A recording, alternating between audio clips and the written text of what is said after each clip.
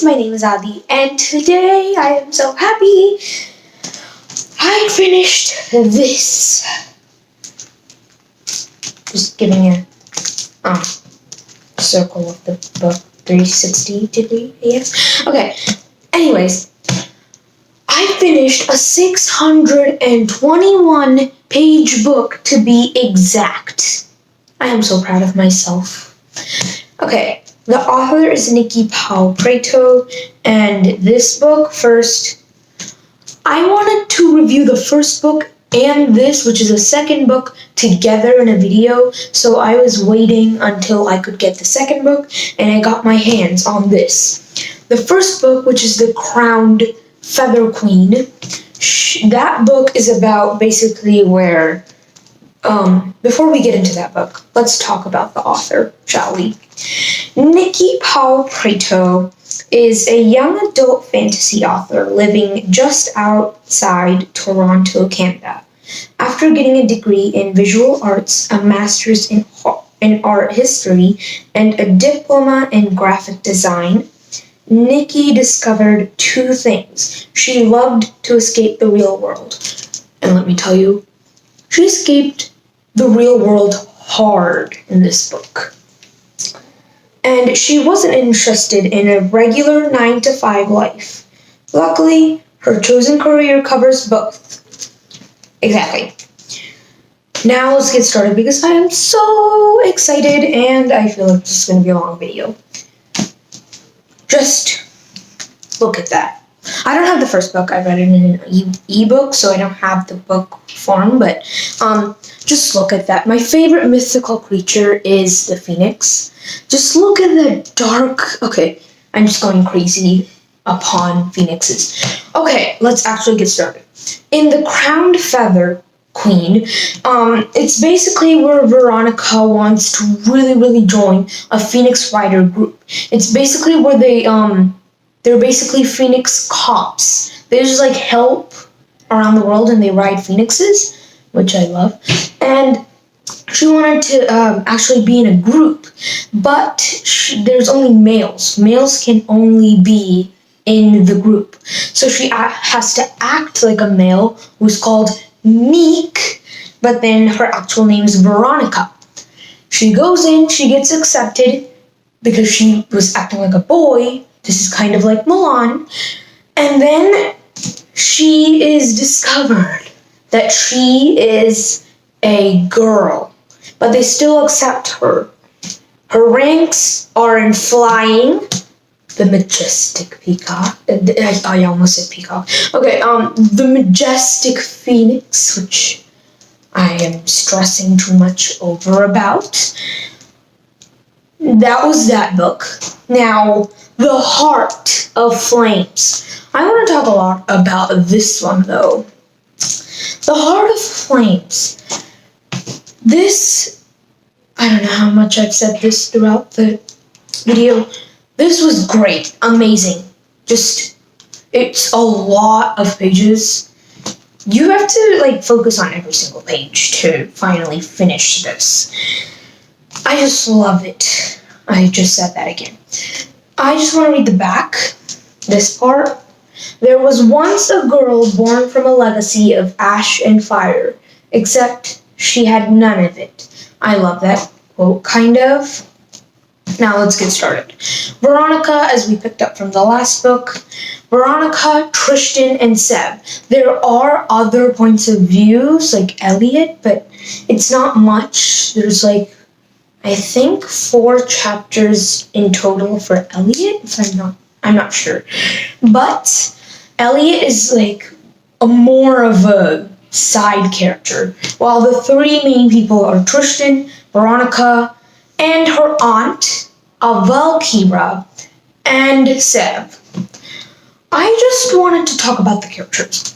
Veronica herself is just a girl that wants to save. She doesn't want any special treatment. She doesn't want to be treated special in a way. It's kind of when people just feel like she feels like other people are going to exclude her. She gets special treatment, and That's basically her kind of personality. While Tristan is a master rider, which means he's in like the top ranks of the Phoenix Riders, and Tristan is like he really wants to get more potential, like grow up more. But his father, who's the commander or like the leader of the whole group, is pushing him back to a corner where he cannot grow a lot. Then there's Amakira. I can't even talk about her. In the first book, she was a very pressing antagonist, guess you could say. I liked her character, like the evil plots. They actually seemed real life to actually work. And some other books are just like things that are so big of a risk that no human could ever do it. But this book actually has a plan that connects with humans, which humans could actually do if they had magical powers. That is a con, but what am I thinking? But yes, Aokira is her evil aunt, or her mom, Feronia's sister. She's just so evil. She wants to take over the Golden Empire, which is like another group, and then she wants to be the queen of everybody in the empire, and that's a lot of land. That's the characters. Oh, and Sev. I keep on forgetting Sev. Sev is a spy that have been on both sides, but now on the Commander Cassian side. Yes. He is spying on the Golden Empire, or the governor, or like the kind of the king of the Golden Empire is Lord Roland. He's just spying on him, making sure nothing's happening. And the last book, The Crown Feather Queen, was published on February 11th, 2019, while this was published on February 12th, 2020. So it's almost a year, like a year and a day after it's passed. And now we're in 2021. So I'm kind of late on this book. Kind of late. I just saw it in the library. Now that I have talked about the characters, Aokira wants to be the queen of everybody in the empire, but Veronica has to stop her. She has to like fully stop her and get rid of her. But she doesn't want to because she's her aunt. She can't just get rid of a family member. And her mom and dad are gone, so she has no one to turn to in this time of need. That was just really emotional. But she went on with her phoenix called Zephyra.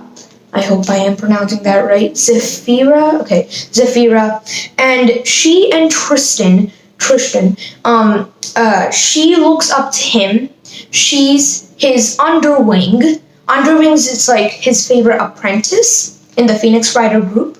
They go on many adventures. They go to and she doesn't know who her mom is, so that's a big part. They go to a village to help with the damage. There had been some damage there. She went to help them while finding her aunt Avalkira there to look at her and tell her about her birth and who her parents were. But then she finds her birth certificate. And her mom was Feronia, the queen. So she should be the heir to the throne when Avalkira wants the throne to herself. Very complicated storyline that I could not get at first. They both fight for the throne, and Avalkira makes this amazing plan. So she allies with Lord Roland, and Lord Roland kidnaps animages. Animages are basically people who can talk to animals, just any animals, and he kidnapped them. And Veronica is like a save needy person. I don't know. Person. Okay. Veronica wants to save them, so she goes on to Val's side.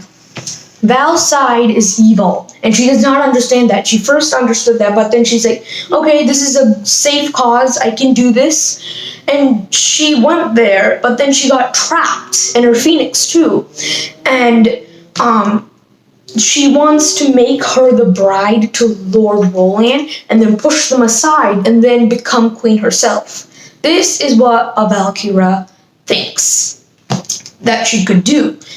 But Tristan had made a connection with, like, a bond with her, and knew that she was in trouble. My mind is just going somewhere else. He brings the whole Phoenix Rider group to save her, and they save her, but Val has disappeared. Just disappeared out of the blue. I just want to find where she is. Next part had that happened is that she figured out who her dad was. Her dad was Theron. He was just a guy that married Veronia. And that was her father, and she just realized this now. And then Theron had also been the brother of a Phoenix Rider. So that was also pretty good. So she felt like she has a connection to the Phoenix Riders now. But Tristan has gotten kidnapped. They need to get him back. And she, like, literally promises that I am going to get Tristan back. This is what happens. There is a third book to this that's coming out at July this year. I am waiting for it. I will definitely get it and review it for you guys. This is all for this video, guys. Please like and subscribe. Bye!